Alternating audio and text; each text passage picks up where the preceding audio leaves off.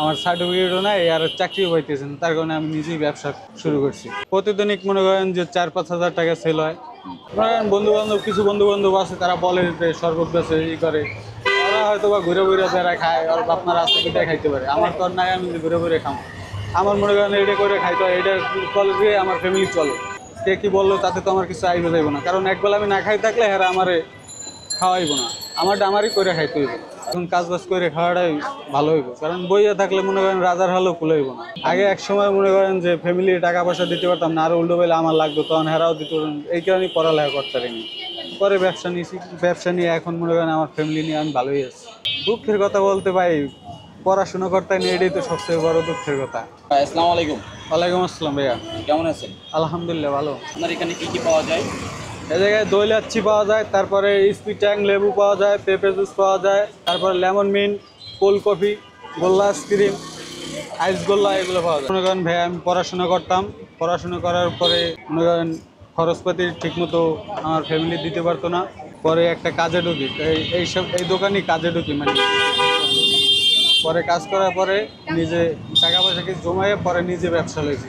ব্যবসা শুরু করছি তখন 1 লাখ টাকা ক্যাশ খাড়াইতে হয়েছে আমার। এটা মনে করেন এই যে কাজ কাম করে পরে জমাইছি, নিজে বিকাশের ভিতরে আস্তে আস্তে কিছু জমাইতে লাখখানে বানাইছি, তারপরে গাড়িটা আমি নিজে লইছি। প্রতিদিনই মনে করেন যে 4-5 হাজার টাকা সেল হয়, এরকমের হয়। আবার কোনোদিন বেশি হয়, কোনোদিন কম হয়, সব দিন তো আর একরকম হয় না।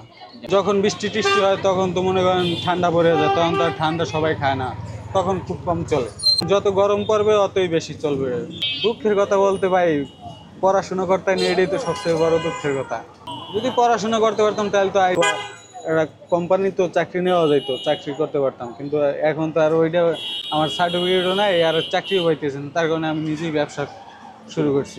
এখন মনে করেন আমি ব্যবসা করে ভালোই চলতেছে, আমার ফ্যামিলি নিয়ে আমি ভালোই আছি, খাওয়া দাওয়া সব কিছুই মানে ভরপুর চলে, সমস্যা নেই। আগে এক সময় মনে করেন যে ফ্যামিলি টাকা পয়সা দিতে পারতাম না, আরো উল্টো বেলা আমার লাগতো, তখন হেরাও দিতে পারতাম, এই কারণেই পড়ালেখা করতে পারিনি।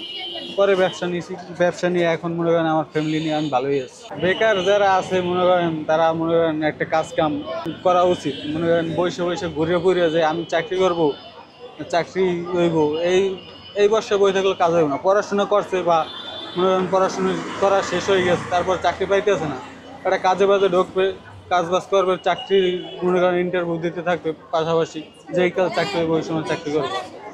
আর এখন কাজ বাজ করে খাওয়াটাই ভালো হইব, কারণ বইয়া থাকলে মনে করেন রাজার হলেও কুলাইব না। এটা কয়টা থেকে কয়টা পর্যন্ত?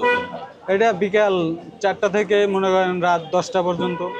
এটা 10 নম্বর মিরপুর গার্লস আইডিয়াল কলেজের 2 নম্বর গেটে। কিছু বন্ধু বান্ধব আছে, তারা বলে যে শরবত বেচে ই করে, ওরা হয়তো বা ঘুরে ঘুরে যারা খায়, ওর আপনার আছে কিটা খাইতে পারে। আমার তো আর নাই, আমি যে ঘুরে ঘুরে খাম। আমার মনে করেন এটা করে খাইতে হয়, এটা কলেজে আমার ফ্যামিলি চলে।